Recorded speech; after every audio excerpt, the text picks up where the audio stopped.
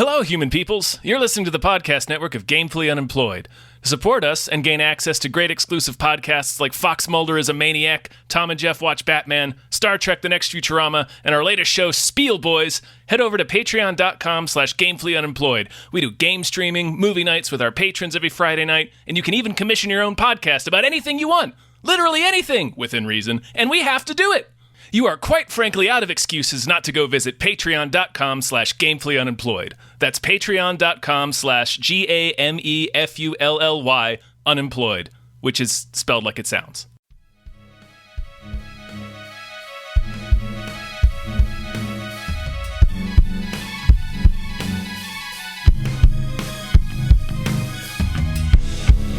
Hypecast mit Tom Reimann und David Bell.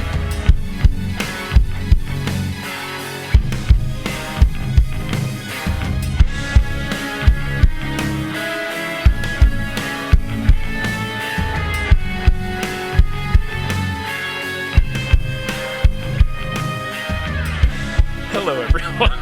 Hey! Hi. We're an episode of Hypecast! Hypecast. It's the show where we get hyped about stuff and things. I'm your co-host, Tom Ryman. I'm your other co-host, David Bell. And I'm guest Starline Hodge. Hi. Star. Hey! How's it going, Star? Good. I'm excited to be hyped. Yeah, Hyped to I'm be excited. Yeah, I'm hyped for you to be hyped. Me too. I'm I'm hyped what's for all new? of us. Yeah. Yeah, this was a good batch of trailers you sent. I was just like, oh, okay, good variety. It's nice. Yeah, I think so too. I think it's I don't know. We had 2 weeks of trailers to dig through because we've been off for 2 weeks. So I tried to pick out the cream of the crop. Cream! Crap! So thank you, Star. I guess at the top of this, is there anything you want to plug?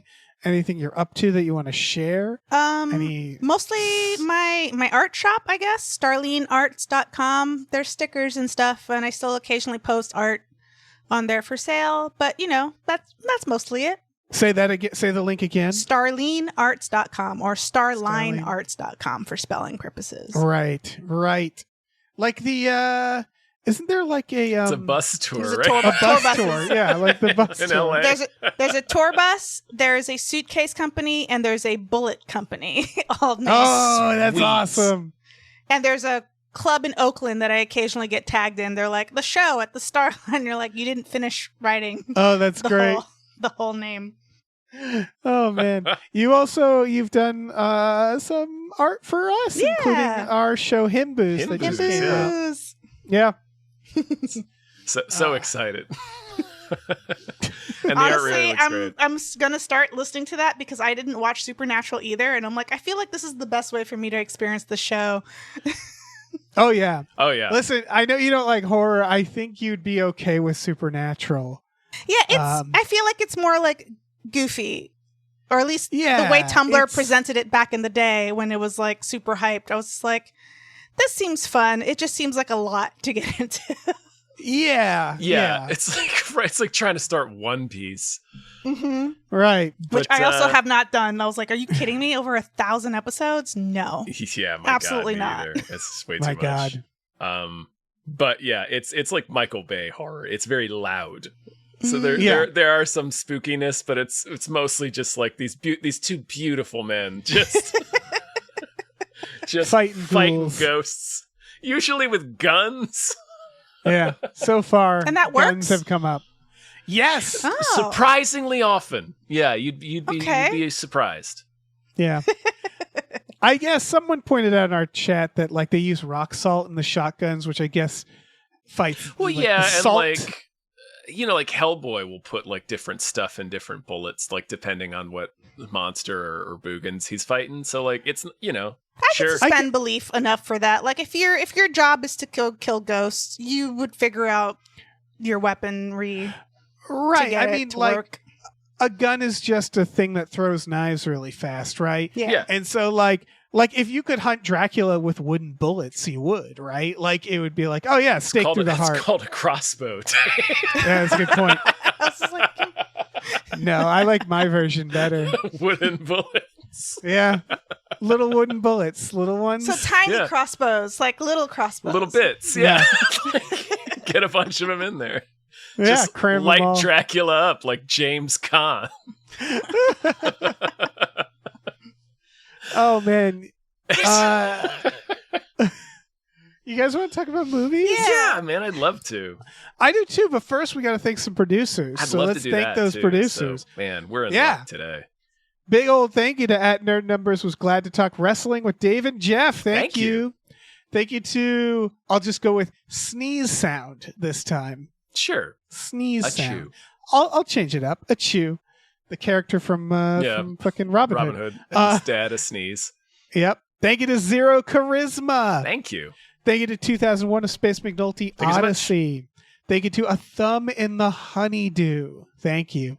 Thank you to Aaron Burser. Thank you. Thank you to AJ. Thank you. Thank you to Andrew. Star deserves more hype, McGuire. Thank Hey. you. Thank Aw, you. that's very sweet. All right, let me jump in here. Thank you to Andrew Howe. Demands a single act of kindness. Thank you. There it was. Thank you to Asking Seven. Thank you. Thank you to Ballet Karate Hulk. Thank you. Is it Karate Hulk doing ballet, or is Hulk doing ballet karate? That's a question. As That's the age-old question. a thing We'll for never us know. to chew on. Until next week. Thank you to BLT22 EWHVIS-B. Thank you. Thank you to Bootler Bootlesson. Thank you. Thank you to Brian, who Tom knows. Thanks. Thank you to Brockway, loves the meat Millie. Oh, yeah. And thank you to Burrito, the skankiest slut in town. Thank you. Thank you. Thank you. All right. We have to start with Tron Ares. Tron because Ares. Of course we do. Huh? I love my Tron. I know you do, Dave, but Yeah. I mean, this one, we had some. it was originally going to be the guy who did Tron Legacy, Yeah. who happens to be Joseph Krasinski, who did fucking Kaczynski, who did the new Top Gun in Maverick, F1. yeah, the one that everybody loved. Oh. Yeah. And listen, he probably should have done Tron 3, considering that I thought he did great with Tron 2. Tron, I didn't like Tron 2 as a story, but as a film, gorgeous. like a director's piece of science fiction, it's awesome. Yeah, I just like the soundtrack. I was all about of course, I love yeah. the soundtrack. the Tron 2 Daft Punk's soundtrack in the movie. was like that was pretty And this great. one, now we got 9 Inch Nails doing this one, so they're keeping that going. I They assume, better be in the movie too. Yeah. I was gonna say the way Daft Punk in is the in the club with Daft Punk. Yeah, Yeah. that's where he's gonna be. Well, this one He's also wearing a Daft Punk helmet, Yeah, it's great. Oh yeah, but you could still tell it's Trent Reznor somehow. Yeah. Like his hair's coming out of the back or something. Except he's got short hair now. That's right. Does he? That's Yeah, he weird. does. It's weird. He looks like Todd McFarlane, honestly. I was looking at the I'm Afraid of Americans video, and he has shoulder length. Did his hair progressively get shorter? Did he just slowly make it shorter and shorter? I didn't know about that song. Is that a cover of the Bowie song? It's Bowie and Trent Reznor. That's right. They're together. I forgot. Yeah, as a Dancing in the Streets situation. It is.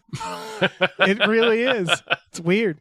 This Tron is the bits come out of the game, right? Is that the point? Well, Yeah, normally the which bits go is- into the game. Not a bad idea. I liked seeing the Tron bike slice a car in half like Texas Chainsaw 2. This is perfect for Tron 3 because, so if you remember the first Tron, as you all remember, Jeff Bridges he's literally I think he's just trying to print something. The stakes are so low about what he's doing, and he gets sucked into a computer. It's basically the same stakes as Grandma's Boy. Yeah. His boss is stealing his video game. Right. David Warner is stealing his video game. Right. And they get sucked into this computer world, and it's really dumb, and I love it, which is the idea that the programs that everybody creates look like them, which doesn't make any sense. It's real 80s understanding of computers. yeah, it's it's very reboot. Yeah, the programs are little people that live in a little computer city, but also Tron is the name of a tertiary character. Yes. Yeah. And what I think personally is awesome is that Tron Legacy was we're not going to shit on this. It's just like, okay, well, that's the world. We're going to take it seriously and make a sequel with updated graphics that looks beautiful. And like, and in Tron Legacy, the threat is that Clue, I believe, which is one of Jeff Bridges' programs, wants to take the world and bring it into our world and take over. Yep. And he doesn't get to. He builds an army. And so naturally for number 3, that's what's going to happen. And I just have to point out that it's like this plot deserves to happen in that progression. Like it doesn't feel tacked on. Deserves. Like, what I mean is that I know Disney, what you mean. Yeah. It's not like Jurassic World. Nobody at Disney's like, we need more Trons. Make us more Trons. Like, I feel like they have to fight to make these because no one likes Tron. Right. Even though, like, that's true. Like, even though, like, Tron is, it definitely feels like a really important part of, like, Disney's DNA. At least it seems like they treat it as such. They do. Like, they put it in the Kingdom Hearts games, which I was just like, why? Right. But okay, this works. Sure. And then go on. And then they had like for Tron 2, they had like a kids rave at Disneyland for a while. That's awesome. For like 3 months, and like apparently it was one of their most successful, like kind of like kids, teens, like entertainment thing, because it was literally a rave. That's what happens when you give kids Molly. Yeah. I have a conspiracy theory that Disney that makes so much money from their parks that sometimes they make movies just to make stuff in their parks. Yeah, that's my conspiracy. 100%. Like it doesn't matter if the that's like, that's He-Man. Let's make a cartoon to sell these toys. Right. And it like doesn't matter really if the movie does well. They're just like, nah, we get a new ride out of it. But what were you going to say? I was going to say, Tom? It's the second part to that statement is, Disney treats it like one of its crown jewels, but it always bombs. Yeah. It's the Simpsons joke. Anybody see Tron, that movie Tron? They've got to make the money back with the music, right? Because the music always does. I don't know. Well. I'm not sure. It really feels maybe like it's there's big an on home executive. video, but it the really first feels one like might have been, but I don't know. Sorry. No, it just feels like there's like an 80-year-old executive at Disney that the moment he dies, they're just going to never talk about Tron again. It's Disney's ghost. Yeah. As long as they have his fucking head in there. Like Disney's skull ghost is haunting these meetings. Like, what not another Tron? He's in the system, you guys. Disney lives in the video game system, and they need to do it to keep it alive. Right, and he's like, I love rave movies. Give me another rave movie. He's the big David Warner head now. Yeah. It honestly feels like they're doing it for me. Because I love the Trons. I really like Tron Legacy. And like this one, listen, they got a Jared Leto in there, and that's unfortunate. I don't know why they keep doing that. But they canceled it out with a Gillian Anderson, and I'm like, all right, well, Gillian's there, so it's not like perfect, but it is. I can only assume she's going to try to out nutcase him. Yeah.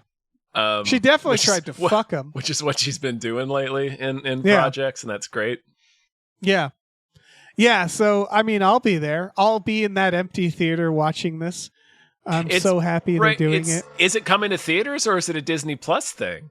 It better come to fucking theaters. Yeah, I want to see the fucking light cycle shit in the theater. You need the sound design. Like, you need the theater sound design. Absolutely, yeah. I would go to 4D in this. Like, beat the shit out of me, bit bikes. Right. And we're also getting another Jeff Bridges in this. He's in this. His voice is in the trailer. I heard his voice, yeah. I hope they go with rubber face again. I hope they don't update it. They're just like, you know what? Honestly, if they update it enough but keep it still a little bit in the uncanny valley, I think that's actually the right decision. Right? I do too. Clues supposed to, yeah. If you remember Tron Legacy, there were people interviewing being like, how do you explain that the graphics are better? And I believe it was the director who was like, well, graphics are better. Like, it takes place in a computer. Yeah, graphics are better. Evolved. Yeah, what are you talking about? It looks better. Like, it was a living world, you dick. Yeah. So like he should look better, but you're right. That's the easiest part to explain. Right. Like I didn't need to think about that. Yeah. our video games look better, man. Dude, what do you mean? Yeah. Yeah, it is funny to say. Just the last thought I had, just related to what you said, Dave, where it's like it feels like they're making this for me. This really does feel like just a passion project, like just a story that someone honestly believes in as like a story and a piece of art, which is so funny to say about the second sequel of a Disney blockbuster. But I know. It's like, no, you're right. Nobody cares about Tron except the people who really care about Tron. What if this what if this truly is a masterpiece? What if this is like breaks cinema? Could be. And like, I think Tron Legacy was. And like, so yeah. We take steps forward in movie making because of Tron Ares. Yeah. You're right. Well, because like you look at superhero stuff and I'm kind of like, I still like superhero stuff, but I would like something, a new dominating, because remember when it was like Pirates of the Caribbean? I believe the director of one of those did this one. Remember that was like the hottest thing? Yeah. And everybody was seeing it. And then there was Harry Potter and there was Lord of the Rings and Harry Potter, not so great anymore. Yeah. And then there was superheroes, and then there was superheroes, and then there was superheroes. And I'm just waiting for the new dumb thing, and it would be so funny if it was like, everybody loves Tron now. That would be so stupid. It'd be nice. Well, yeah. That would be actually kind of nice. The first one genuinely did change a lot of the ways, a lot of filmmaking techniques, or introduced a lot of new technology anyway. So like, Did the first one come out before or after the original Dune? It was 85, I believe, is Tron. That would be after, but I feel like it was earlier than 85. Tron, the original Dune is 82. Okay. Oh yeah, it's definitely after. I'm thinking of like, you know how like that Dune had like the graphics with the fight scenes with like the armor. The armor, which I'm like, oh, that felt kind of like early Tron, like too. Yeah. For reference, if you go back and watch the making of Tron, two things. One is they used a lot of just hand-drawn animation. Right, they just drew it on the cell. That's right. Oh yeah, well they sent it overseas to a bunch of poor people, and then had it shipped back. Yeah, in the making of, they literally talk about The this. Simpsons is. I mean everything. But anyway, for the CGI, there's a great making of where they talk about how they literally all they had to look at is like numbers on a grid, and they just had to do mathematics and like literally animate numbers on a grid, just change the numbers, and then they would send it away, and like 3 months later they'd actually get to see it and be like, did it come out? Were our numbers correct? It was so like they didn't get to actually like watch and animate it in real time. It sounded awful, truly awful to make. I looked it up. I had the dates reversed. Tron is 82 and Dune is 84. So yeah, Tron was before Dune. So that actually makes more sense. Okay, yeah. So like they probably the technology between the 2 years of like, okay, we're like hand drawing this to like we're still hand drawing like a combat scene with this layer of graphics on top, like slight. I don't know if it's an improvement because I think Tron still looked better. Yeah. I think Tron looked better, but like that's usually how it goes with CGI or animation or anything, right? Where it's like they nail it, and then everybody else is like, "Let's figure out how to do this fast." Yeah. And like, what do audiences care? How much do audiences care that it looks perfect? Yeah. Yeah. Tron Ares. Yeah. Yeah. I feel like this movie's going to begin with like characters addressing me personally. Like, it's just going to be like, hey, Dave, welcome to Tron Ares. I mean, we used to live like research right down the street from the arcade. I know, Flynn's. Flynn's arcade. Culver City. Yeah. There's a terrible restaurant. They didn't, you remember? That they just didn't have our reservation ready. No, we went in. We gave our name, and no, I remember now. We went in. We went to the like stand here to be served, and like 20 minutes passed, and we were like, "Let's just go." I guess. Fuck Flynn's arcade. They just didn't care to acknowledge us. Flynn's arcade, man. You didn't have the right password. Yeah, I guess not. Apparently not. Should we talk about the life of Chuck? we did the teaser of this. We and can now, try to talk about the life of Chuck. Yes. Right. The teaser was like, what is this? Now we have the full trailer. And my question is, what is this? Yeah. I was like, I don't understand what this is about. I think it's just going to be a guy's life. It feels like a parody of an Oscar film, like an SNL sketch where the joke is they never actually tell you what it is. The movie's about. Yeah, that would be funny. I got like a little maybe like Forrest Gump energy out of it, except there's no like historical moments. It's just, look at this guy Chuck, and I'm like, is he interesting? You got to tell me if he's interesting, right? Like, why do I care about the life of Chuck? Does he do anything? Yeah. Does he transform? Yeah, can Does he shoot fly? lasers? Like, what's... No, I did, like, there seems to be like a cosmic metaphysical bent to it, like, you know, just like this about, is like brain life. Reset every like 5 years, like I don't know. you know. I genuinely think it's just gonna be this dude's life, and there's gonna be like this cosmic meditation as sort of like a through line. Mm. So, that's gonna be it. This is this is gonna hurt me. So we know this was this is based off of a short story by Stephen King. A novella, yeah. It's it's directed by Mike. It's directed by Mike Flanagan. Who is, of course, who does horror. I just want to read the Wikipedia. The first line is, "The Life of Chuck is a 2024 American science fiction drama." And I'm like, wait. Is it like K-Pax? I don't fucking know. Oh, I hope so. Oh, maybe he can like jump around to different points in his life. Maybe. Tell me. Somebody, they're really keeping their, like, even the Wikipedia, I'm like, the fuck is, they won't say. I guess I could look at the... Somebody who made this was like, I really hate when trailers tell you the whole movie and they just went on the other end of it. Yeah, like, way too hard on you overcorrected. Okay, so what I'm reading, and I hope that this doesn't feel like it's spoiling it, it's told in reverse chronological order. So it's a Benjamin Button, basically. Okay. And I assume it'll be like Memento style, where as we go backwards, we learn something about Chuck and his life.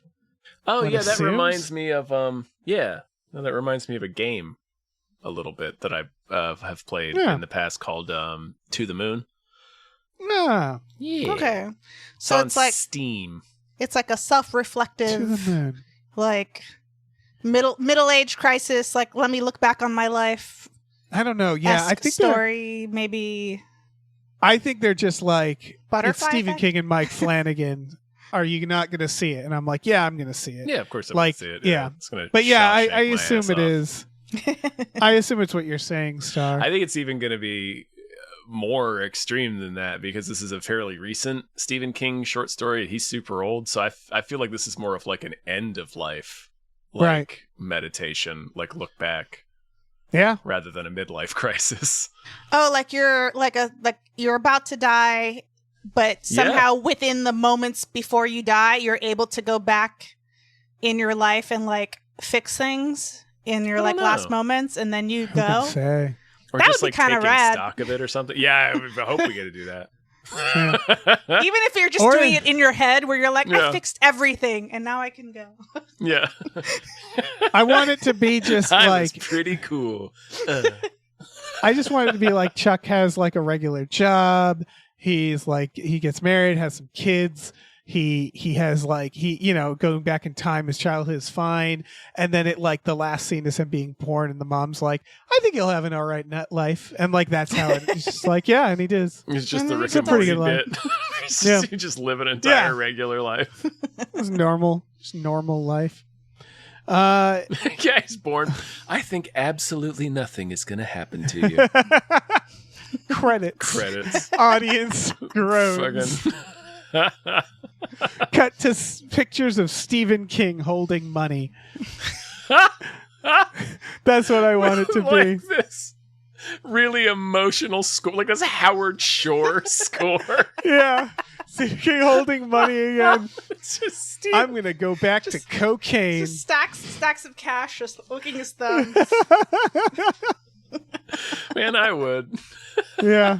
Once he gets to like 90, 95, it's like, dude, go back to cooking. Oh, go back to the cares? cooking. Yeah, 100%. That's all he's Oh waiting my for. God. He's just like, I just gotta wait for this number, and then I can do whatever I want. Honestly, yeah. But yeah, I'm gonna see the shit out of this. Of course I am. Yeah, I'm probably gonna cry. Yeah. I'll probably see this next one. The Phoenician Scheme. It's so fucking Wes Anderson. Wes Anderson is hell, but at Here's least my take. he's expanding his cast from white people, and I appreciate that. Yeah. For sure. It took him a bit. It took him a long. Yeah. It took a long time some of people nudging. saying, "Hey, maybe cast some more non-white people in your movie." I saw a tweet that was like, I bet people of color. Excuse me. I bet Wes Anderson finding Michael Cera is like cavemen finding fire. Oh man, yeah. Yeah. Was he not in the French Dispatch or the I don't think Alien so. one? I don't think No. so. I think this is his first. This is his first, He's doing a voice. and it was But He sure wonderful. is. I was just like, oh yeah, Michael Cera. Why hasn't he been in one of these before? here's my take Honestly, though, yeah. because Benicio del Toro's been in one before, but this feels like he's like in Mhm. right? And Benicio del Toro, when you step back from him, you're like, he's not really a twee guy.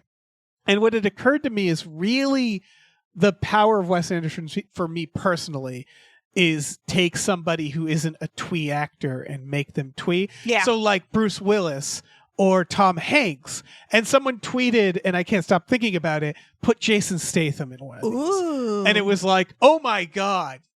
He'd be perfect. 100%. Yeah, he'd be Yeah. perfect. Yeah. Yeah. And that's what my message to Wes Anderson is like, if you're going to just keep making the same twee style film, that's you need to do more and more stunt casting. That's really what you need. Yeah, like like Gene Hackman and Danny Glover in the Yeah. Royal Yeah. Tenenbaums. Like, Yeah. those guys are like the opposite of twee. Ray Fiennes is one Ray where Fiennes, yeah. I'm like, yeah, Willem it's like, Dafoe, it feels like, honestly. right, these guys who like I feel like wouldn't like the movie itself, who are like don't fully understand what they're like Bruce Willis. There's no way every take wasn't Bruce Willis being like, "Is that fucking what it? is Is that this? it?" This Yeah. is supposed to be funny. Yeah. And they're like, listen, Bruce, you're getting a lot of money for this, and he's like, all right, right. fine. I I'll mean, fucking he do sees it. that I'm assuming all these actors also see all of these movies genuinely do pretty well. Yeah, You know, so you're like, okay, I'm on board for this weird stuff. Let's figure it Right. out. And as long as you can manage deadpan, you can get your way through a Wes Anderson Yeah. movie. right.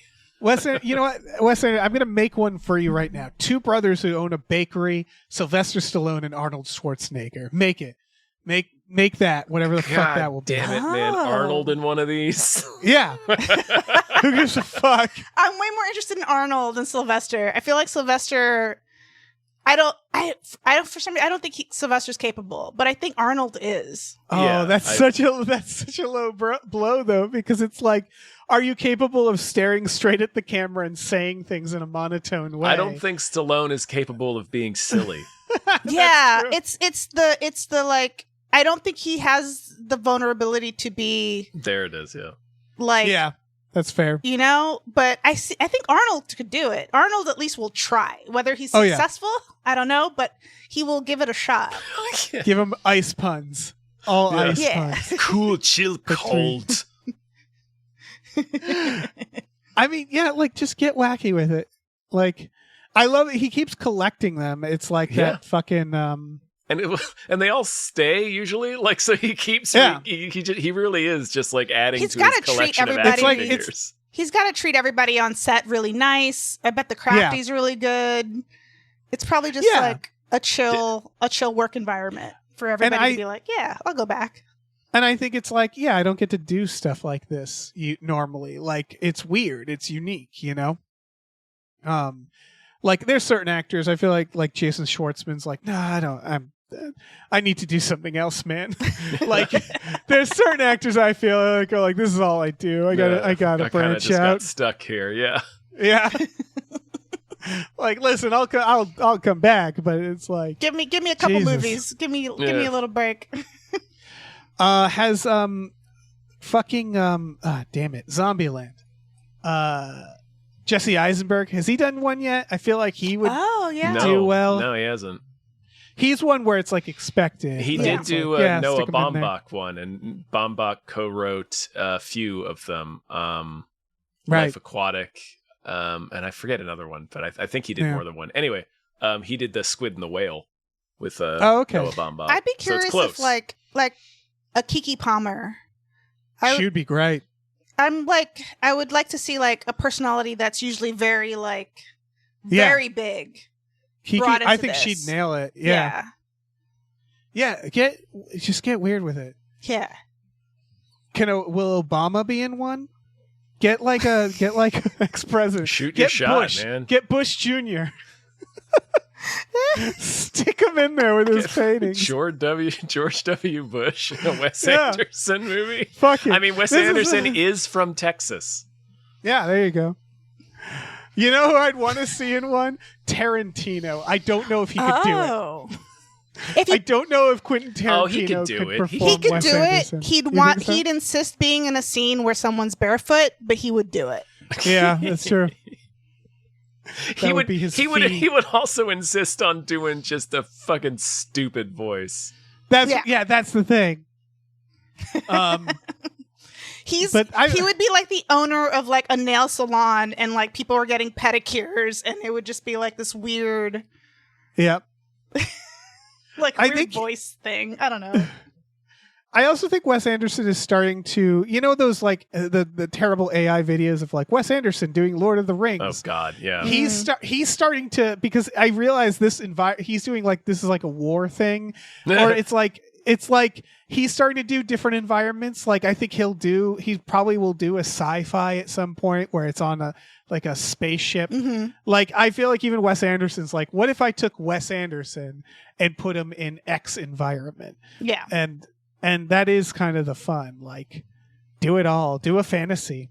Yeah. Do like a Lord of Yeah, the why Rings. not? Fuck it. That would Yeah. be that would be really interesting.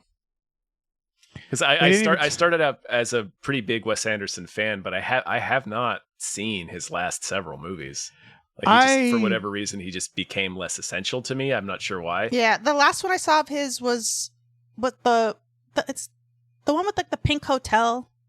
Yeah, the Grand Yes, Budapest. Grand Budapest. Yeah. That was good. I really That one liked was- that one a killed it. lot. Yeah. That one was good, but I remember leaving it going like that was almost a little too Wes Anderson. Like I was jarred by, I was just like, he really went all in on the symmetrical, and like I was craving a little bit Yes. of like variety. And I have some bad news about the trajectory he goes on since then. Because that is like, I do enjoy his films, but he just is becoming a parody basically, where it's like he's not a chameleon director. He feels like he's too much of a character in his own films. Mhm. Does that make sense? Yeah. And Asteroid City was this like meta mess where it really felt like it was just Wes Anderson talking about being Wes Anderson at that point. And like, I liked watching the performances in it, and there's some, fun moments and good comedy, but it did become this like, it just started eating itself. And it just felt like ego just oozing, where it's like, he needs to but like, I guess that's my thought of this, where I'm like, okay, if you're not going to tamp down on that, let's just have fun. Then like get past and push further. Like just really lean in if you're gonna lean in. Right. Yeah. And then just like take actors and just infect them with your Wes Anderson-ness. Fuck it. Yeah. Like a face hugger. Yeah, exactly. Do a Wes Anderson alien film. Oh, It would be, no one Yes. will enjoy it. Wes Anderson it'll be- Predator. Wes Anderson versus Predator. Ah! Man, just a predator in one of his storybook worlds. Yeah, fuck it. Murderbot? Murderbot. Murderbot. This is, I think, an Apple series. It's got one of the Skarsgårds. Alexander. Yeah. And he plays a Murderbot Yeah. who like teams up with humans. It seems like he plays, it feels very Free Guy. Mhm. It's like he's a disposable Murderbot that secretly is conscious and like has broken free of his programming And then it seems like he has to team up with humans who don't think of him as much of anything. And it's about like, I'm like a chappy over here. He's like their Roomba, basically. Yeah, they're it looks like they're like colonizing a planet, and he's supposed to be there to like protect them. Right. And then they're like, oh wait, he's a conscious being. We were not expecting that. They're probably very angry that Mickey 17 came out, because that is basically the plot of that too. This looks fine. I mean, it has a little bit of like in the presentation, like, that's me. You're probably wondering how I got here. Yeah. It's got that energy where it's like, I'm a Murderbot. Look, and I'm just like, ooh, calm down. To me, this really, I wish this was more interesting to me. Yeah. Because it's an okay premise. I feel like we're seeing a lot of similar The things trailer, to this. Right. The trailer revealed like that he has like a human underskin, human face. What's weird is like that's when I actually became interested. I was just like, I don't care about a robot. Right. And then suddenly it's like, oh, there's a human face, and now I'm like, oh, there's humanity in this? Maybe I'm interested. And I was like, what does that say about me and the robots? Well, no. I'm like, I don't. Here's that's a good. Here's well. Well, no. Here's what it says. It. Oh, sorry. I was correcting myself. I was about to say that's a good thing. I'm like, well, that's not really what I meant. Yeah. It's not really a good thing. Yeah, it's just like argue, I'm like the rope. I'm like, it's very. I guess that's the premise, right? It's just like it's very hard to care about a thing, right? When it doesn't doesn't seem like it's human. I would and argue then you that give it a human face, and I'm like, oh, I feel like I should care about this character now. Yeah, I would argue it makes it's sense. The fault. Is what I meant to say. Yeah, sorry, Dave. I think it's the fault of the thing. So, like, Red Letter Media pointed this out actually about Avatar, which is Avatar is like, look at these aliens, they're disgusting, but we're going to empathize with them. And it's like, yeah, you made them sexy cat people. Like, of course we're going to. Versus District 9. Where it's about empathy for something that is disgusting. So, like, Murderbot, it's almost cheap to be like, so I'm a Murderbot. Actually, I'm a really handsome guy. Right, actually, I'm fucking Alexander Skarsgård. Yeah.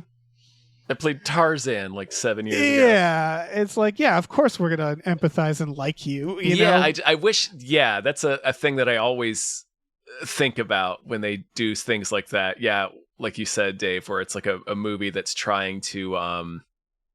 get us to care about aliens or challenge us to care about aliens. It's like you really need to make them alien. Like there's a episode of Star Trek, the original series, where it's about empathizing with an alien, but it's just like this lava monster. It doesn't have a face. It can't speak or anything. It kind of just looks like a giant like pizza roll.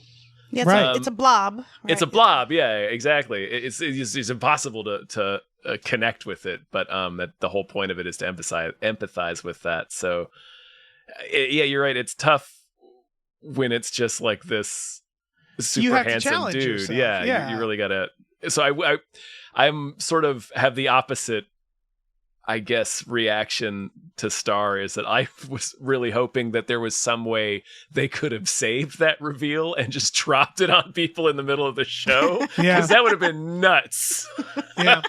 I think there's a lot. This feels like it's more just trying to go for like broad commercial appeal. Like the part where he fights the monster felt very like Guardians of the Galaxy. Yeah. And there's nothing against, like, it's probably very fun. It is a comedy, so it's like, maybe we're not trying to challenge you. But it does feel like after, like, Mickey 17 and other things about this idea where I'm like, this is kind of limping in, and it's sort of like, us too. And it's like, we've already kind of done it a feels bunch of tired. ways. That's the word. Yeah. It feels very tired. And like maybe Mickey he 17 loses his face. Maybe that's just one episode where he has his face, and then he just gets completely, like, disfigured. Just a bloody skull. Incredible, yeah. Just immediately a face full of acid. Right. And then you're like, okay, again, get back, like, now, like, just to test the audience and be like, are you still sympathetic? Let's see this, let's push it. Yeah. I don't know. Yeah, and maybe this was written like a decade ago. It may have been. They only just got it, but man, like we've been seeing stuff like this for it was a decade book now. It was a book before. Oh yeah. Oh, there you go. Right, that's right. But I just feel like when we're already having, like, we've got to the point where we have something like Mickey 17, which is a similar sort of premise, but it doesn't take like the really broad jokey thing. It goes in this really surreal, satirical direction. Yeah. And And it's even just Mickey way more 17. interesting. Yeah. Yeah, even Mickey 17 is like, well, yeah, disposable people. We again, this is ideas that we're already familiar with, and it's like sci-fi doesn't have to reinvent every fucking thing, No. obviously. Yeah. But it's hard. It's hard to compete. Let's talk about Havoc because so this is Gareth Evans. Gareth Evans at long who, last. as they say in there, did the Raid movies, which are amazing. Yes. And I completely forgot that the last thing he did was Apostle, which that was like 2017. This dude takes his fucking time. And I really appreciate that he didn't do like a Star Wars or like a Marvel film. Like it felt like he probably got those thrown at him at a certain point. And he's like, no. I mean, You won't the let two me guy- be violent enough for a Marvel movie. Yeah. The two guys from the Raid are literally in The Force Awakens. Right. And so like, I don't know. I Gareth Evans, I was like, oh, surely he did like a bunch of stuff. And I looked him up. And I'm like, Apostle really was the last one. This is He's what's like this Daniel fuck? Day-Lewis. Yeah. And this looks like the Raid. The This looks ending awesome. like fight. Yeah, it This does. looks- It looks really good. And the cast is awesome. Like, I love that he has, like, it's Tom Hardy and Forrest Hardy. Whitaker. Yeah. Just being a real scruff I said guy. it felt like, as watching it, I was like, this kind of feels a little bit like the Warriors, like the whole, like, we have to get from one part of the city to the other part of the city, Yeah. Right. but with, like, the John Wick, but not with guns energy. Just like the, Right. like, It feels very much like the Raid. Like the fights feel like what made the Raid so good was like great choreography and also mixed with, when someone gets stabbed, it's not fun. It's actually Escalating grotesque. narcissist, too. Yeah. Yeah. Like this, it feels like an honest look at violence, which is weird to say because it's so not that too. But it's like, when someone gets hurt in this, It looks like it you hurts. Flinch. Yeah, Oh, it's like a yeah. slasher. If you keep up with Timo Tjahjanto, I think is how you pronounce his last name. I apologize for butchering it if I did, but he's the one that co-directed the VHS segment with Gareth Yes. Evans, and his action movies like The Night Comes for Us and Headshot, and they're like also well choreographed, but also just like really freaking gnarly in that same way. It's sort of where people like CGI blood versus squibs, where it's like the deaths in RoboCop feel Are like so horror movie nasty deaths. just because of all the squib, and that's all it is he just put a shit ton of squibs in them. Right. Versus like CGI blood is so like feels so clean and neat. yeah. And there's still a place for it, but Yeah. this feels more like the old traditional 80s action blood and guts. Mhm. And it's like it's pretty fucking I'm so excited for Yeah, this. yeah. And this next Friday, this comes to Netflix, Dave. Fuck. And Oh, it's on Star. Netflix. It's not even on theater, so we could just watch this. Yes, we can just Oh. watch this next Friday. We don't have to go anywhere. They have the I'm literally writing a note that says Oh, Havoc okay, comes out. Yeah, I was like, Today. man, theater. It's like I was like gonna have to wait till it streams. Probably. No, I get to watch this next week. Okay. Hell yeah. This is a good case of like, listen, I never like, I wish things were coming out in theaters and theaters were thriving, but like, this is one where I'm like, yeah, this is a good one to do on streaming. Like, I would pay money People- for this though if they were like $8. oh, I would. Yes. Sure. Yeah. Oh yeah. That's the this thing. should be like movie rentable. tickets. If movie tickets were actually like Yeah. just even like 5 years ago prices. like Yeah. Yeah, please. But even on streaming, if they were like, okay, $10, you can rent this. You can like, I would be like, sure. Yeah. Like the Netflix of it all, I'm like, oh fuck, this is gonna get buried on Netflix. Yeah, that's Yeah. the only And, thing. Yeah, Like Apostle sort of got buried. Like nobody really talks about that movie. it's probably part of the same deal he made. I'm sure it like, is, Yeah. mm, Apostle is so fucking good though. It's God, he intense. makes such good movies. Yeah, he really does. But yeah, man, Apostle was really intense.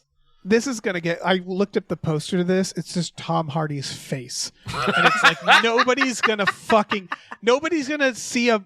It looks like a fucking it looks like one of those like Liam Neeson action films, right? It's called Havoc. Like no one's gonna fucking click on this. Based on the title, knowing. I really did think it was like, is this like a Marvel character? Like or is this like a Venom thing? I just like I saw Tom Hardy and I was just like, Havoc, is this like a superhero thing? But then I was just like, I think the character's name is spelled different in superheroes. Right.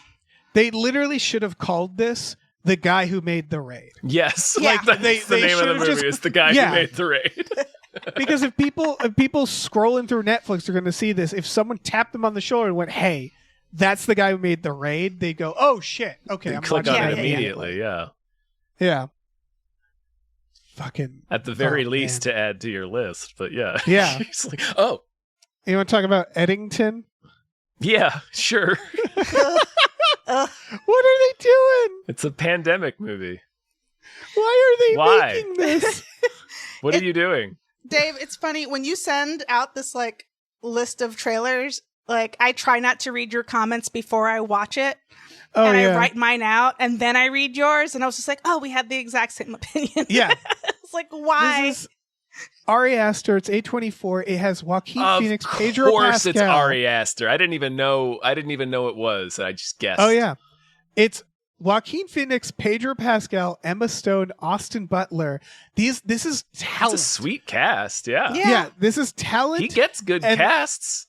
Yes, and this is probably very well made, and this is the most repellent premise for me. It takes place in 2020, and it's about a small town having a standoff over the COVID pandemic. Yeah. And I'm like, we are still in the COVID pandemic. I mean, obviously... We're still... Yeah. There has not been a resolution to what's been going on. We're still literally in the, I think, Act 2 of this story. We're still we're having standoffs. Like it's like, can you imagine if it was? Can you imagine if this was happening? Yeah, it's happening. Yes, yeah. It doesn't even matter like opinions on Ari Aster or on these actors. It's just like it doesn't matter who makes this. It's just like, no. I felt the same thing, honestly, about Civil War, yeah. Which is, a really well-made movie where I was just like, nobody needs this right now. Yeah, you know, and like, it was also a weird, like, he took a weird meditation, like it was about the press, the role of the press. Yeah, and the the role like, of, like, objective documentation, which is a valid point to take, but it's like, this is, like, really, it feels like an inessential thing to be talking about right now at this particular point in time. Yeah, it's that same feeling of like, you know, you're very talented. I like a lot of your movies, but this is not it right now. It's just not the movie for now, and it feels like it misses the mark. Like Civil War, I had a lot of issues with the missing the mark on that, but like this, it's just like, I don't. Why did anybody say like, yes, let's do that? You know what Americans and everybody is going to love thinking about? The pandemic that happened 4 years ago. You want to go through that, all those feelings again? Yeah. While you're still processing them now? I feel like there's a certain out of touchness where it's like, you know, people who perhaps are during the pandemic had a lot of money and didn't have to go out and work a job, or like who is like, oh, it's like everybody really gets to stay didn't inside. notice a difference. Yeah. Right. And it's just like it feels a little out of touch. Yeah. It's like how they made like that Apprentice movie about Trump like a year ago, and it was like, I see him all last day. year. Yeah. Yeah. Like, I don't want to like see Sebastian him in a movie. Stan was up for an Oscar 2 months ago for it. Right. I bet it's a really good movie. I didn't want to look at it. I didn't want to see the poster for it. It's like, no one wants to fucking see this. Like, if you like Trump, you don't want to see it because it's anti-Trump. Yeah. And if you hate Trump, you don't want to see it because you don't want to fucking look at Trump. It's weird.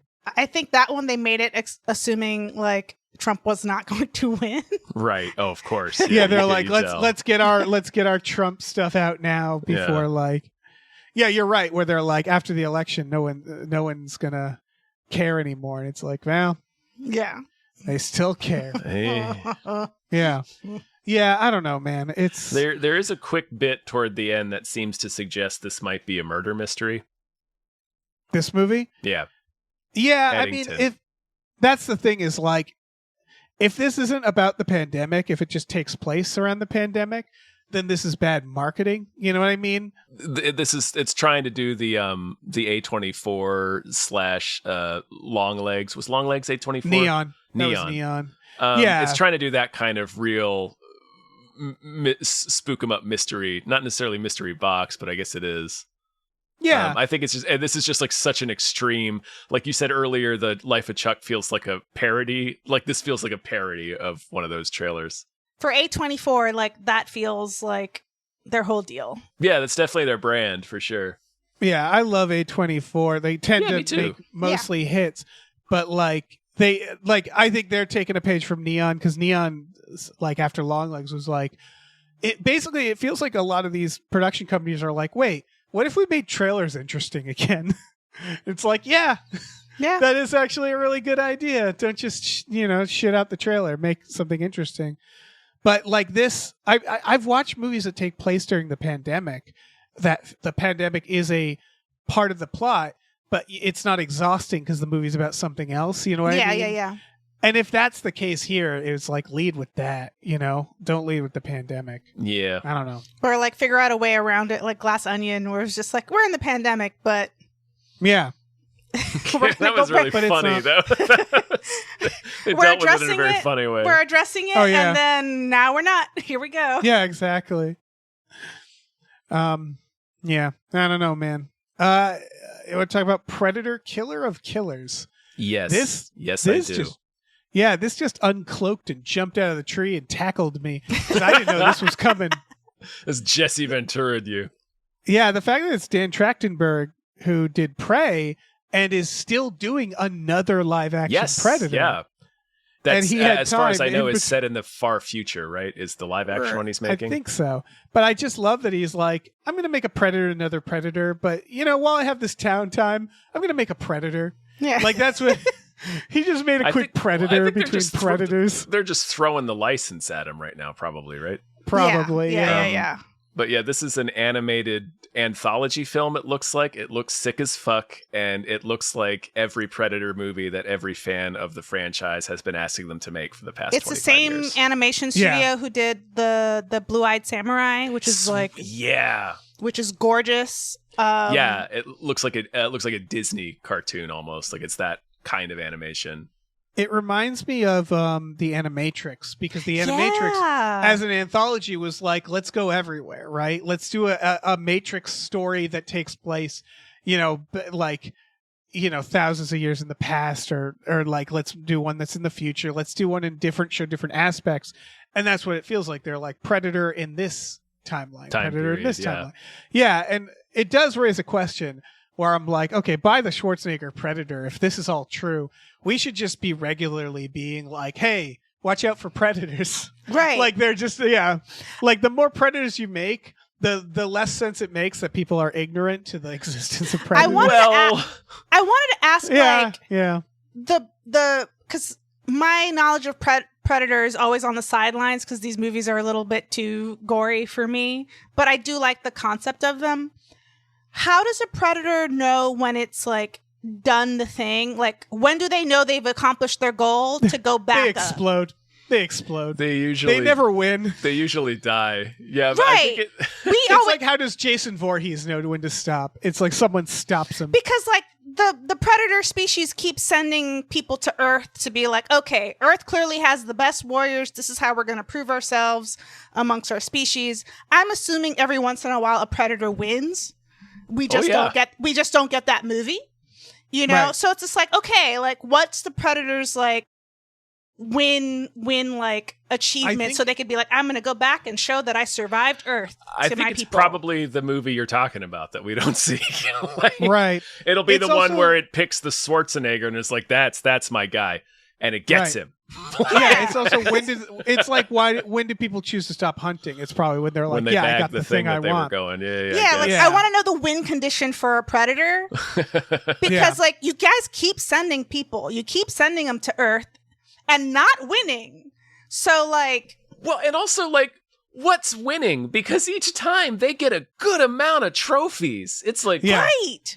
How many do you want? Do you need? It's like is a it video number? game. Do you need like? Yeah, I need you need a 100. number? Do you need 100? Do you need like? What's the? It's like playing Phasmophobia, where you go into the house and you have a bunch of goals, and it's like you'd think the predator would be like, you know what, I'm good. Let's go. You know, like, oh, I got like 3 people, but they all get greedy, and they're like, but what if I got a few more? I think that's a big And part then of they it, die. right? Because they're not dissimilar from Klingons, right? No, yeah. So I think some of them just get like so hyped that they just are on tilt Keep or going. overcommit. Yeah. I mean, yeah. What? And does it have to be a human? Because like in Prey, like he kills a bear, right? So it's He just like, does. okay, like so Yeah. you got a bear. Bear's a pretty big deal. I feel like that's a huge trophy. Like, Yeah. why not be like, I did it. I killed one of the humans on this Yeah, planet. I and killed the just- thing that kills other humans. Yeah, and just bounce. yeah. Yeah. I mean, they do go to other worlds and stuff. So like we know that they don't exclusively hunt humans.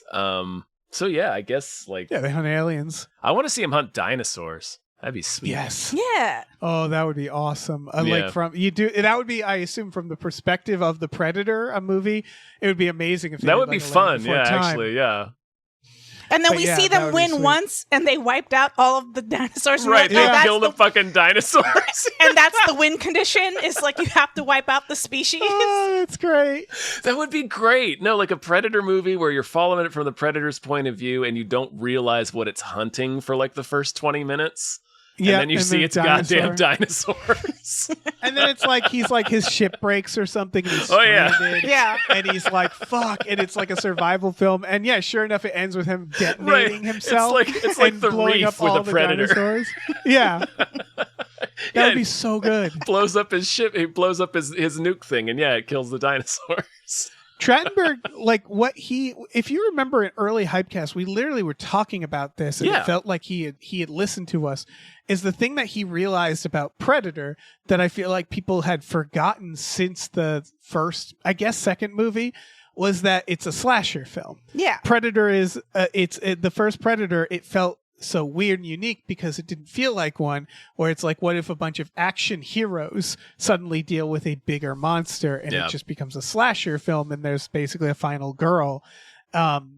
And like they forgot it for so long, and it was just like, now I'm like, this Killer of Killers doesn't feel like that's what it's going to be, but it feels like it is too.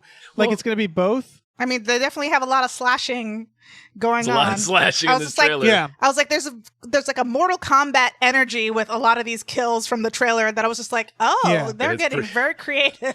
It's pretty nuts. Yeah. But this feels like it's going to extend past that genre, which it has the right to do as like an anthology. Yeah. Where it's like, what if we do this? What if we do that?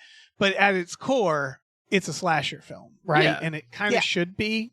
I think it still looks like that, even in like one of them's a dog fight in World War II, which looks really cool. Yeah. Yeah. That's But the thing that I was going to add to what you were saying, Dave, is Predators. It's a setting more than it is anything else. Like it's a setting. And it's- Trachtenberg has definitely figured that out. So it's like, hey, it's feudal Japan, World War II dog And fight, Vikings? cave people. Vikings. Yeah. That's Vikings. again, it's the equivalent of Jason in space, although Predator in space would not be very thrilling in this case. But like, Right. That That's is- that's as basically this Predator, him on the road. yeah, and the movie isn't the movie that's coming out like a Predator perspective movie? I'm not I don't sure. know. I'm pretty sure it takes place in like a future wasteland, but I'm not sure anything else about it. I think they got bogged down with that with Alien versus Predator, which I like. I get it. You need, when it's blank versus blank, you need to root for one of them. But like, and then like Shane Black's Predator, I feel like is like Friday the 13th Part 6, right? It That's really the other is, side yeah. of it. Is like, let's get really silly with it.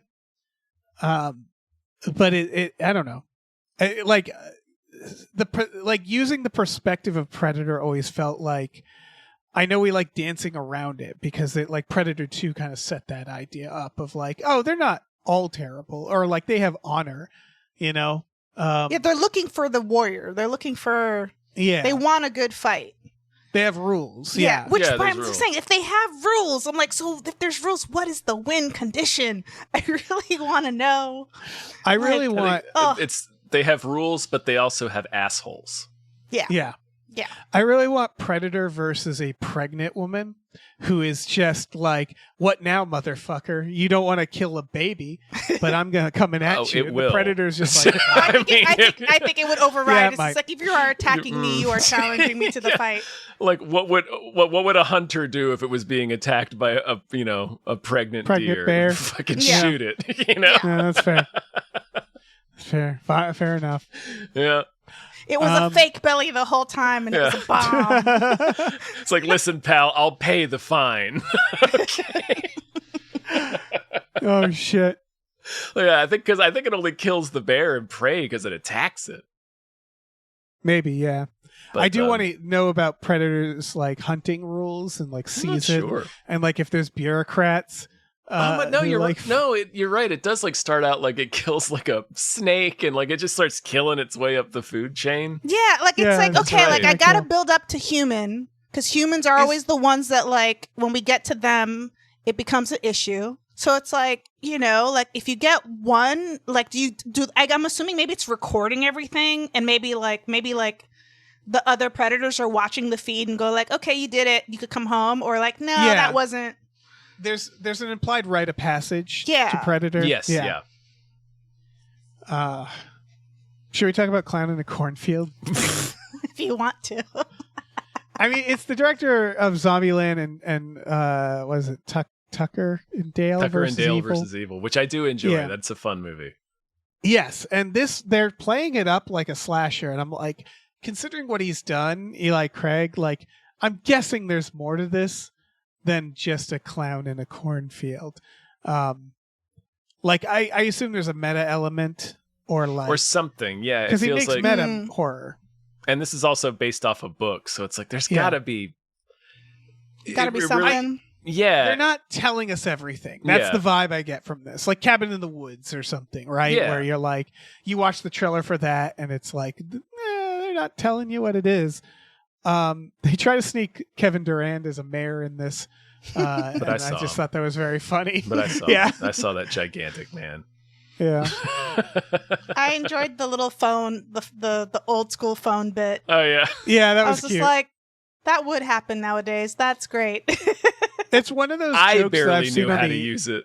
Yeah. That Yeah. rotary phone. So like, It's one of those jokes that I've seen going around, but no movie has done it yet, and this is the perfect version. Yeah. Is like teenagers in a slasher trying to call the police and needing a rotary phone, and it's like, oh, that's delightful. But I was still like, ooh, this still is too spooky for me. I was like, Dave always finds a horror movie for me to like have to sit for the trailer. I'm gonna put this in on another Hypecast. We're doing Timecast next, but I actually purposefully left out a movie because I was like, Stars had enough. Thank you. Yeah. yeah, but this does like I'm gonna see this. Yeah, it's a Oh, yeah. goofy title. It's a real Snakes on a Plane title. Yeah. Is this era supposed to be like when all the clown, like, what was it, like 10 years ago, where it was like all the clown sightings were happening and people were freaking out? Oh right, Maybe I where feel the like that book was was even made. longer ago than that. I don't know. I'm gonna Was see only it, 10 but years? It could have been sooner. I don't know. I was like, it feels like that was like 10 years ago. Oh, Yeah. I was saying it felt longer than that, but no, it's Anyway. only been like okay. Yeah, I'm old. we worked at Cracked when that was happening. So That's right. Okay, it probably was exactly 10 years ago. Mm. I mean, listen, Clown and Cornfield, I know you're hiding something from me. I appreciate you not somewhere in telling that us. cornfield. You're Yeah. hiding something more than a clown. The twist is in the cornfield. Yeah. Yeah, I'm excited for this. All right, last trailer. The Naked The Naked Gun. Gun, Oh, man. baby. I'm looking forward to this. I was like, I need this. Yeah, Yeah. this looks fine. Like this, of course, I love The Naked Gun, but it's not like precious to me for whatever Yeah. reason. No. So, like, who cares that they're doing another one? Because it's like all you really have to do is just be screwball comedy with somebody who's completely deadpan. Yeah, it just And- needs to be dumb. It just needs to be Yeah. a dumb, silly movie. Like, and they clearly are like, yeah, we're not taking this serious. Here we go. Yeah. And like it does feel very much like Naked Gun humor in the sense that I'm like, oh, that was funny. Oh, that was funny. Oh, that was funny. Oh, that wasn't funny. Where it's like they're just tossing jokes and they're like, yeah. is this one? Yeah, How about yeah. this one? How about this one? And you're like, yeah, I like about half of these. That's perfect. Yeah. You Yeah, know, that's the Zucker Yeah. formula. exactly. Where it's like, how many jokes can we cram into a single minute? And we're going to do that. Liam Neeson, I do wish in this trailer, at least, I wish Liam Neeson was playing it a little more serious, which is funny to say. Right, yeah, he seems like he's in on the joke a little too much. Yeah, where I'm like, I want you to be more serious. And Leslie Nielsen didn't, yeah. It could be just the trailer aspect of it to like It could convince people like, no, this is gonna be jokey jokes, you know? Yeah. I like Paul Walter Hauser as son of George Kennedy. I just thought that's good casting.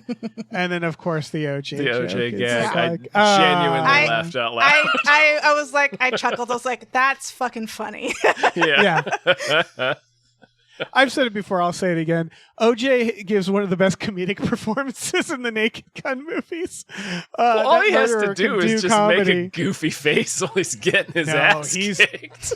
He has some really good line deliveries, I think. Yeah, he I think- is funny in those movies for sure.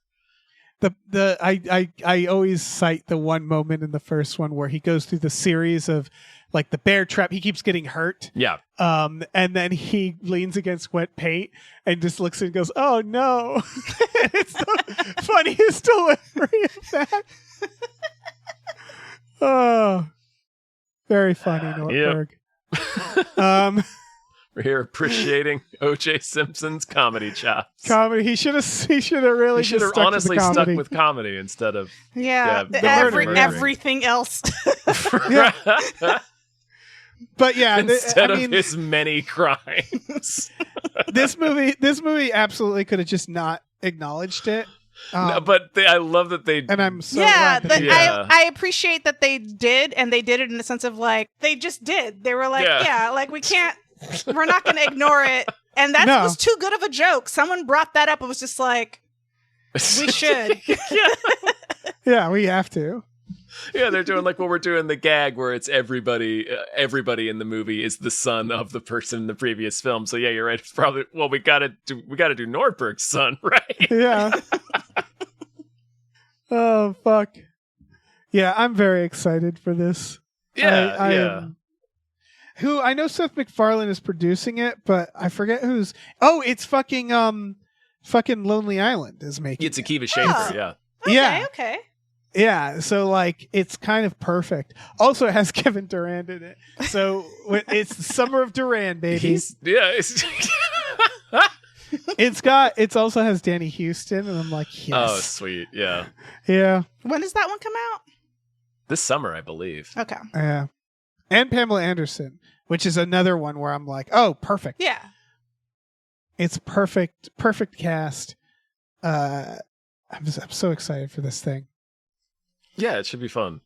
Yeah, And those Busta are. Rhymes is in it. Oh, of course he is. Why wouldn't he be? Why wouldn't he Why be? wouldn't he be? All right, should we thank some more producers? I guess. I think so. All right. Big old thank you to By Jason Parsons' highly controversial new book, I'm Starting to Worry About This Black Box of Doom, out now. Thank you. Thank you. Thank you to Chester's Prophet. Thank you. Thank you to Christopher Robert Sparks Esquire. Thank you so much. Thank you to Dan Hackroyd. Thank you. Thank you to Dave Ruff. Thank you so much. Thank you to David Knife Knife Boot Henson. Thank you. Thank you to Deborah's Awesome, Barbara's Great, and Cancer Can Go to Hell. Thank you. Thank you to Dr. Slaphammer. Thanks. Thank you to Driftless Thinks He Can Dance Like Barishnikov up Mount Everest. I It's think easy. you can It's easy. too. Thank you to Exploding Runes. Thank you. And thank you to Funky J. Mostly comes out at night. Mostly. All right, let me jump in here. Thank you to Heathcliff's Helping Handfuls. Thank you. Thank you to Highlander likes the way Tom says pretty sweet. Thank you. Thank you to Ombre. Thank Thank you to Impossible Worlds. We have your Swaim and release him for the cost of your subscription. Thank you. Thank you to Joe Man, the annoying skeleton. Thank you. Thank you to Lieutenant Frank Drebin, Police Squad. Hell yeah. Thank you. Thank you to Look Mime on a podcast. Thank you. Thank you to Mackenzie, Fuck Shuffling with Willem Dafoe's confusingly large dick chill. Sorry. Thank you. Thank you to Mike the Lurker. Thank you. And thank you to Norm from Cheers. Thank you. Thank you. Thank you. All right. We got news stories. Coyote versus Acme is sold. The Warner Brothers sold it. It is going to come out. Yay! We are going to see it. Now, definitely happy we're going to see it. However, didn't they already use this as a tax write-off? Oh, they need to go to jail, yes. So they get to write this off and then sell it? There's It no doesn't more matter. rules. There's Yeah. no more laws. Listen, I'm not saying I wanted this, but it would have been incredible if Martin Shkreli bought it and then just didn't hell yeah. show it to people. And we all would have to go get him. But, yeah, I mean, it's catch-up entertainment, which I guess exists. Yeah, they're going to I hope they make $1 billion out of spite for Warner Brothers. It's weird to root for like corporations to make lots of money, but it's just like, That's I don't just know. what we do now. Yeah, I want someone to learn a lesson here. Yeah, I want a lesson learned, but I'm also just like anything with 2D. I need 2D to have its like little moment of like, please do more 2D movies. And it's like Roger Rabbit shit. Like you Yeah. probably watched the behind the scenes of it. It looks like really creative and cool. And it's a genuinely great premise. Yeah. It's a movie they've been trying to make since 1990. Yeah. Like, let it exist, for God's I sake. know. Somebody's like, no, you don't understand. If this movie comes out, like the world will change. It'll unmake time the or psychic something. foretold. Yeah. Disney's Tron head said no.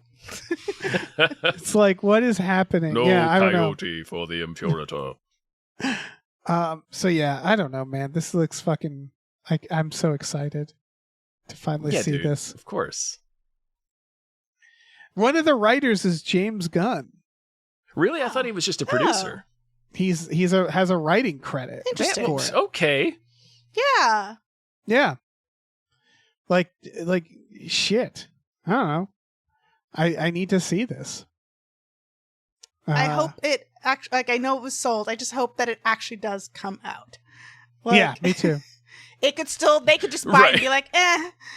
Yeah, they watch it and they're like, listen, guys, it's just not that good. This is Anything our tax can write-off happen. now. We bought it for our tax purposes. They keep passing it around and doing tax write-offs. It's like, listen, we got to be honest with everybody. There is no movie. There never was. Speaking of things I'm excited for, I guess they're making a remake of The Bodyguard.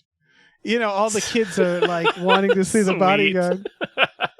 It's the makers of the Eras tour, the Taylor Swift, What? and I'm like, Yeah. and I'm like, well, shit, make it star Taylor Swift, then it'll make all the fucking money in the world. That's probably Yeah. what it'll be, right? I saw the first thing I saw about this was a tweet about it. Not a tweet, a threads about it. And they were like, they're remaking the Bodyguard, and somebody was like, well, unmake it. Like, what are you like? What are you talking about? Because it's like, who's gonna be the Whitney character? Like, what? Make Taylor Swift and make Kevin Costner Channing Tatum, and you have $1 billion. Make it the Taters protecting Taylor Swift. I'd watch it. Isn't that the Jupiter movie we watched? No, that's Mila That was Kunis. Mila Kunis. But it was So, still yeah, Channing make it that. Tatum, though, right? It Yeah, was. make He him was a a cat make him a man. dog man. No, Or a dog He's a man, Mog. That's right. He was a Mog. He's his own best friend. Just make him a Mog again for this. Fuck it. Yeah, who cares? None of this I mean, matters. this is one of those properties where I think they rightly know where it's like people don't need to know the original, right? They're looking at The Bodyguard as a story, and they're like, yeah, It's we not could make another one of those. It is not to my knowledge anyway. It's not a well-liked movie. No, Like the it's- soundtrack it's is what everybody It's the likes. soundtrack that Yeah. everyone's Right. just like, are you remaking the soundtrack too?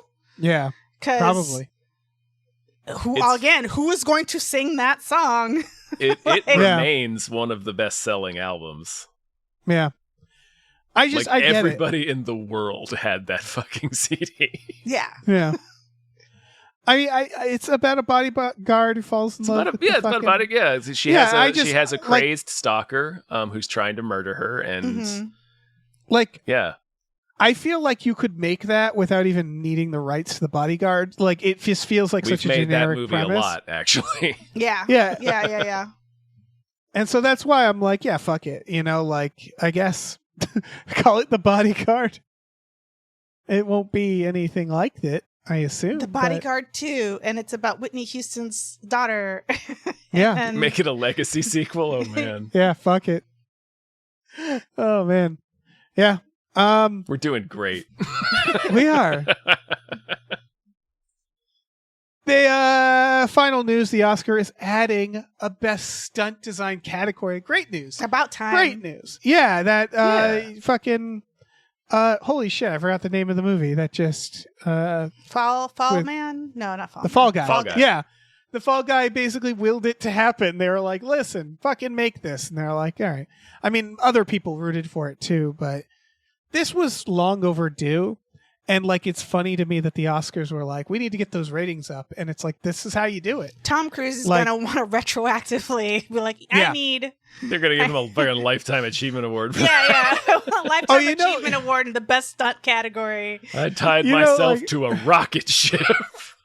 Tom Cruise's agent, I'm imagining like an agent or someone being like, listen, you're getting old. You can't do these anymore. And like starting to talk him down. And then this news comes out and they're like, fuck, he's going to die. He's going to die out He there. won't stop. He won't stop. He's Yeah, going to no, launch he- himself out of a catapult. Yeah. But there's a lot, like, it does feel like the first, they need to do like an in memoriam, but listing all the movies that would have won since Yeah. the 80s, Yeah. where it's like there's so many movies that should get this award. Do you think this is going to get more actors to do their own stunts to like attempt to get this to get an Oscar that maybe wouldn't necessarily like What I earn hope one? is that I hope a couple weird things. I hope that what you just said, I think so. I think that'll happen. But I do think the stunt design is going to go to stunt coordinator and not to the actor or Yeah. the stunt performer. Because it's design Yes. rather it's than like performance. 3 or 4 people are going to go up on the stage and be like, we did all of this. Right, because it does take a bunch of people, right? Like, and so like it'll be the stunt performer probably up there with the designer. And the other thing I hope Like is a that this doesn't choreographer. Mhm. right. I hope the word design worries me because I'm like, I don't want this to go to any fucking CGI sequence of like, No. yeah, where it's like, I want this to go to stunts. And like, yes, you can do wire stunts or green screen stunts. Like, it doesn't need to be purely practical, obviously, but it's like, it should go to stunts. A real human stunts. needs to have done something ridiculous in real life. Yeah, or to or have I wouldn't gotten even it. I don't even know. I would argue, or like an explosion, or like like something that's just we did a stunt. I think you're right though. Star is like, I don't know. Again, the presence of the word design implies that it's more about designing a physical spectacle that may or may not involve humans, right? Like, I feel like whether or not a person's involved would be like, we're going to lean towards that, obviously, because it's more grand. But I do think like that James Bond having the single largest explosion in it, right? Where it's like moments like that, where that explosion does have people in the shot. They're not doing the stunt. But I do think that stuff should count, right? Is like, if we launch a fucking car off a cliff I want like and we do something really cool. you know with how it. like speaking of the raid from earlier, you know, like the scene where Yeah. like the camera guy is the car seat. Right. You know what I'm talking Yes. Yeah. Yeah. Like that is a stunt. That is a Yeah. technical achievement to accomplish. Like Honestly, if it were up to me, I would fracture this down like even more. Like, for example, best fight choreography should be its own thing. I would argue best, like, we do have best visual effects. I would love a best practical visual effects. I guess we sort of have that with set design and makeup, so maybe we don't quite need it. But you know what I mean, where it's like is like a raid style fight. That would go in stunt design, but it feels more like fight choreography is the person who made that happen, right? I mean, we just want to give everybody their flowers. Like that was a cool thing you did. Yeah. You should get a trophy for that because that was really rad. Like Yeah. Yeah, and it probably shouldn't be too rigorous with the rules, where it's like if a stunt is really cool and involves CGI, I wouldn't disqualify it, right? Yeah. It's really about like the design of this. Yeah, like if the spectacle. background is green screen, but everything in the foreground happened and it was real, and like they still did the thing, I think that counts. Like you still like. Yeah, I think everybody sort of knows the movies like Mad Max Fury Road and Mission Impossible, where it's like they're using CGI there, but we see those movies and we go, yeah, they really did that shit. And that's cool. I just don't want it to go... they need to make that distinction, right? Where it's like, if it's a CGI Falcon flying through a building, that's technically stunt design, I guess, but that's not really... it's best visual effects. Yeah, that would be a visual effects. You'd be like, okay, you made that look real, but that was not.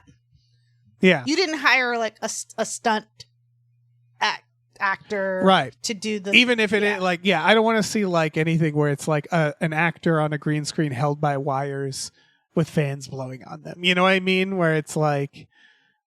It's going to be, I don't know, it's going to be interesting to watch them make Who that was distinction. the original guy, like black and white movies where it would be like he's standing there and a building falls on him. Buster Keaton? Yeah, and it's like he's in that window. Like that, I want that. I want, oh shit, that person could have died and they're fine. It's hard because I also don't want people to die for I still want like safety, like extreme safety, but I want it to be like, I think Knoxville did it in one of the Jackass movies. I was gonna say, I wonder if a Jackass movie would get. They might. Award. Yeah. I mean, I feel like I want to retroactively go back and be like, we're gonna go give you your award because you needed this. Like that was incredible. It's breaking down what it is to make a movie, right? Where it's like best song. It's like we like the classic song and dance shit. Like, right, is like we like musicals. We like it when people sing. They still need to separate that category. I don't know. Comedies and musicals in the same category is bonkers. Oh, yeah. But we like talent being showed. And then it's like stunts. We like it when people do flips and shit. And then once like CGI happened, or even before that, we like tricks. We like magic tricks shown to us of how did they do that. And so it's like breaking it all down. And it is really weird that we never separated the stunt part until now, of like these are the basic things that wow us in a movie. I don't know, it's nice because they're like, is this film, is this art? And it's like, it is. Was it ever is. You know, like if you're awarding honestly best song, it's like a movie isn't artistic necessarily with the best song in it, you know, like best special effects doesn't necessarily go to an artistic or a deeply artistic film. So this is great. All right, should we thank some more producers? I think so. Big old sloppy thank you, folks, to Norm from Cheers' undying love for Ridley Scott's Kingdom of Heaven. Thank you. Thank you. Oh shit! It's Candyman. Thank you. Oh shit! Thank you to Numino Ultra Microscopic Silico Volcano Coniosis Anti-Disestablishmentarianism Jones. Thank you. Thank you. What happens if I say "oh shit" 5 times? You just get a turd in your hand. Aw. Thank you to Psychic Bigfoot. Thank you. Thank you. Thank you to Pumpkin Spiced Ed Nug. Thank you so much. Thank you to Rev MD. Thank you. Thank you to Ricky Cilantro. Thank you. Thank you to Robert. Thank you so much. Thank you to Rosemary's Baby from Eraserhead. Thank you. Thank you to Ryan, the Silly Money Goose. Thank you. Thank you to Screaming Horse Pyramid. Thank you so much. Thank you to Sorry Cop, world's most laughable centrist. Thank you. All right, let me jump in here. Thank you to Steven. Thank you. Thank you to the conveniently placed self-destruct button on the top of every baby's head. Thank you. Too convenient, honestly. Thank you to the Midnight Patron with patrons at midnight. Thank you. Thank you to the Oatmeal Savage. Thank you. Thank you to the Tubi Terror Bunny thinks you could use more Rutger Hauer in your media diet.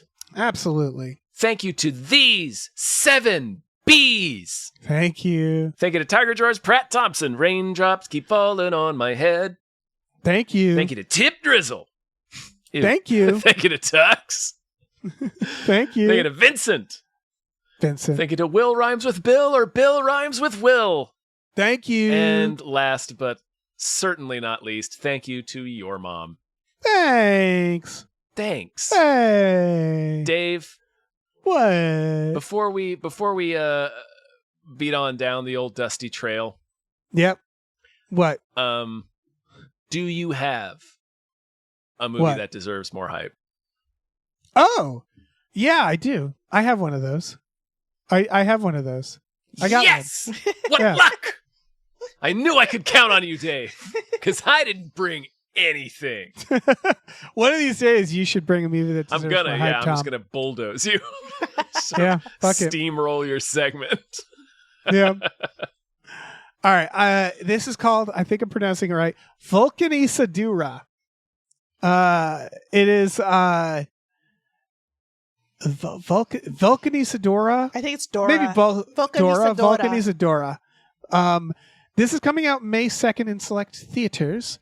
This is a real weird one. The trailer doesn't tell you much, but then it the pull quotes seem to imply that it's out of its fucking mind. There's a lot of pull quotes that are like, this doesn't fit any particular genre.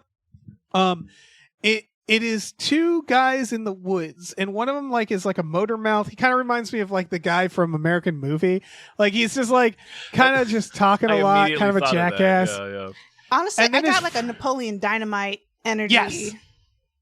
Yes, for sure. And his friend who is weirdly silent and seems irritated, and they're just taking this trek through the woods. And without revealing anything, in fact, I don't know, this is just the reviews, is that they're actually on a quest to do something extremely fucked up. I'm assuming it's to kill themselves, but I'm not certain because it seems to involve some sort of contraption. Digging a lot of holes. Yeah. Something they're going to do something really disturbing. It takes place in Michigan. And the reviews are also it's unclear what happened. It's unclear if there are even other people on Earth anymore. It's unclear, but they seem to have be at the end of the rope, and they have failed in some way, or they have decided to give up in some way and do this thing that was part of a pact from childhood. And that seems to be all I can get from it. Is that it's kind of a wacky comedy. The main guy was compared to an Adam Sandler or Will Ferrell character, except darker.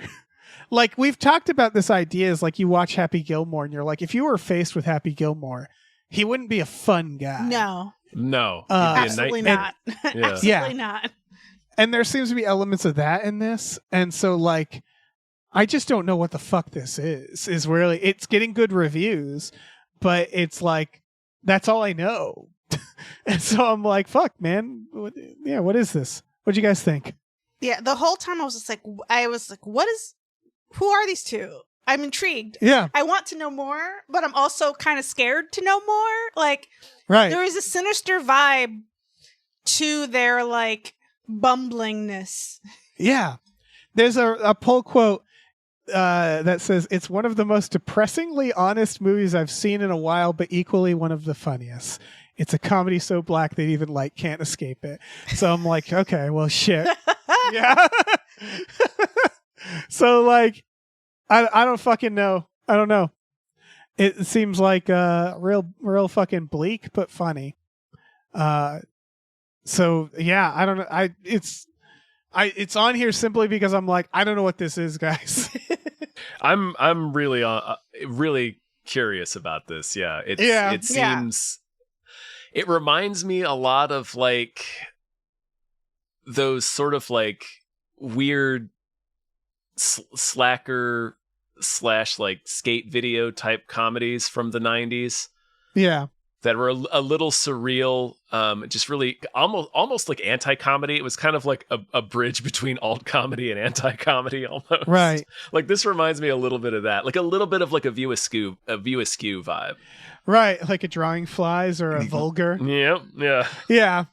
Yeah, it definitely has that vibe. I wonder what feeling at the end of this movie you're going to get. It's one of those where am I going to be oh, I've just had like an existential moment, like kind of processing it, or is this just going to be like, oh, now I'm just sad? Or there's those movies where credits roll and you go like, oh, well, fuck you too, movie. You asshole. Yeah, I don't know. Vulcan, Lezen, Spock, is, as in IZ, A, Dora, as in the Explorer. Yeah, like even the name is like, what the? Yeah. What even that? is this? Yeah. Yeah. That's it. I'm going to look it up. I'm going to see if there's a definition. It might, yeah.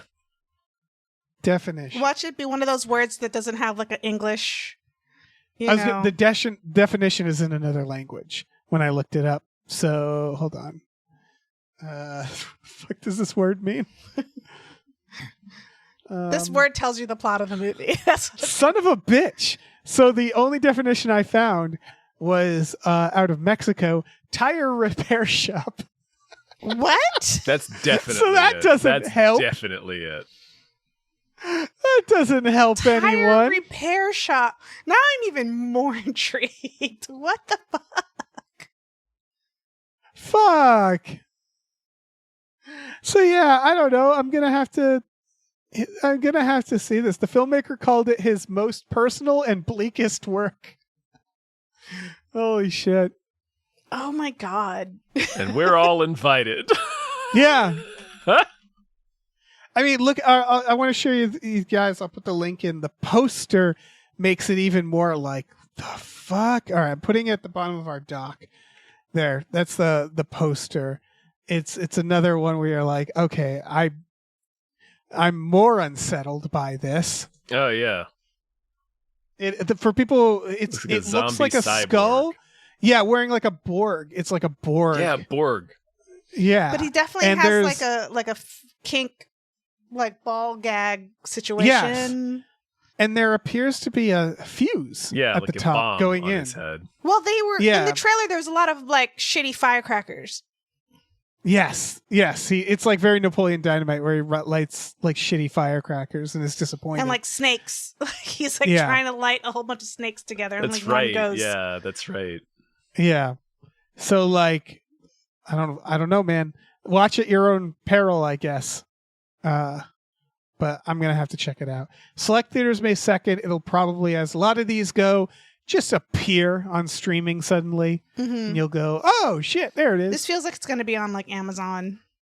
Yeah. I can see maybe Shudder picking it up. I don't know. Yeah, that's it. Nice. I did it. Yeah. Well, I think we've done it. I think that's a sode.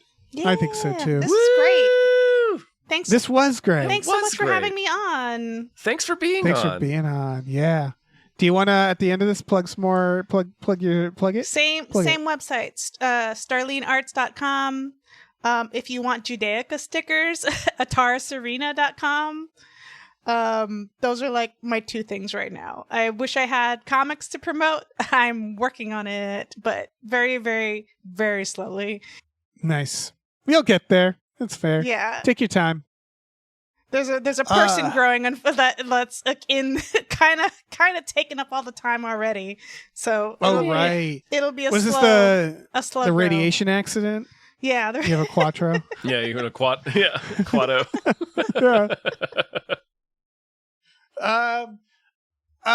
We have a Patreon. We do. Patreon.com/gamefullyunemployed. Listen, we have exclusive podcasts on there, and there's Tom and Jeff Watch Batman, Fox Mulder's Maniac, Star Trek The Next Futurama, Spiel Boys. We are done with Fox Mulder. You can get the entirety of the X-Files, every season covered by us, on there for $5 a month. You get all those podcasts, plus Himboos, our brand new Supernatural podcast, plus Marvelin'. Marvelin' is a brand new MCU retrospective that we're doing with Adam Ganzer. And I think we're going to split those up in the sense that there'll be some for free, some on the paywall. So like, again, all for $5 a month. That's like so many podcasts. Mhm. That's like less than $1 for each podcast. So, and we also watch movies every Friday night with our patrons. We Lord do. knows what we're going to watch this Friday. It's but impossible it'll be great. to say. Yeah. Yeah. We also have a store. Head over to gamefullyunemployed.com. You can find a link to our Teespring store where we have all kinds of cool original artwork by cool original artists like Starline Hodge, Yay! Michael Vincent Bramley, Justin Brown, and others. So check that out. Yep. Rate and review, that helps us out. Check out our new show, Badical, Badical. I'm putting together new episodes for that. Hell yeah. But as Star said, having a little person around makes things take really long right now. Yeah. It's just patience. You just be like, hey, it'll get here. It'll get here. I'm going to get a little person. You should. They're pretty You sweet. can get those, right? Yeah, They're you just go lying pick one around. up. Yeah, you just pick one up. You can borrow mine, Dave. When Thank when you. she comes around, I'll gladly be like, here you go. I will hang out with It's that basically baby. what babysitting is. You want to borrow my kid for a couple hours so I can go do some shit. Yeah. But like, I need to sleep. Please. Yeah, I'll Just watch anything, Predator with anything, it. please. Yeah. Teach this child about horror movies. I'm good. Oh, hell yeah.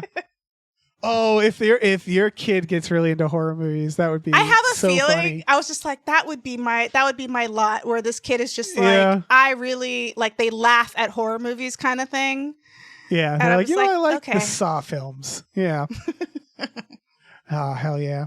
Well, goodbye. I think that's everything. Yeah. Yeah. Goodbye. All right. Bye. Bye.